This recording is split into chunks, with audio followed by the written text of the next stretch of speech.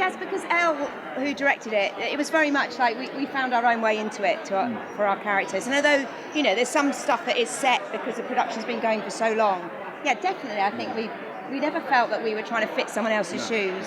It was a bit daunting to step into the shoes of that have been filled by some great actors in the past, all of them great. So it was a little bit scary, but it was also quite gratifying to know that I'd been picked to do it. So it's really fun watching all the new stuff, and you were fantastic. Still made me cry after all this time.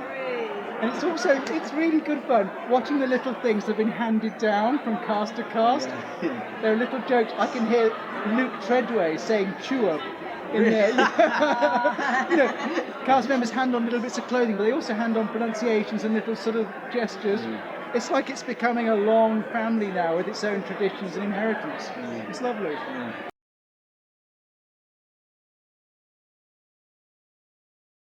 I hope to think it makes me more open, more kind of patient with people, but you never know, do you? Unless you're faced with a situation like that, you never really know how you're going to react. But I hope so, yeah.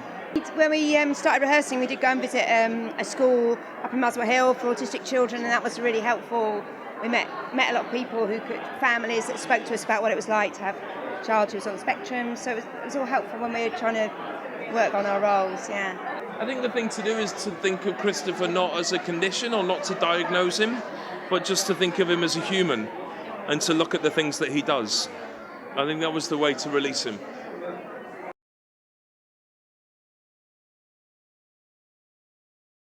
Yes, the guy on the train, I think his name is Man with Socks, the one who pulls Christopher out. That's the second best part in the play, as far as I'm concerned. Yeah.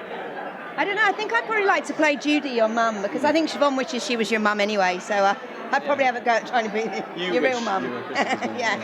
I think with my acting skills, I might just manage Toby.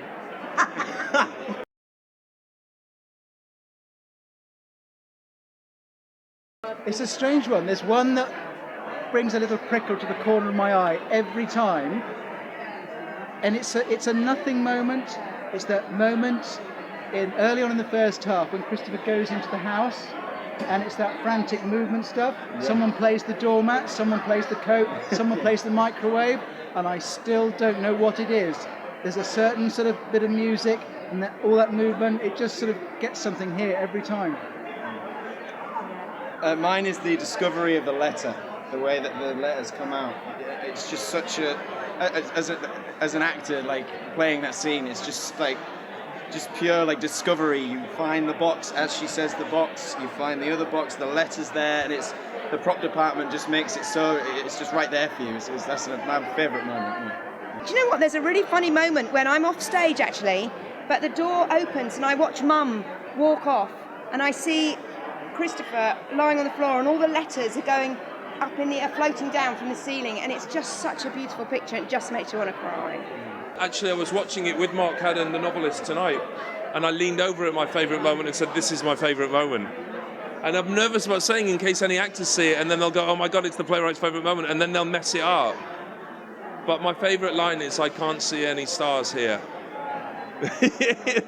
There's a moment where Christopher's alone in a street in London, and he describes the size of the universe as making his problems seem negligible, that I found profoundly moving.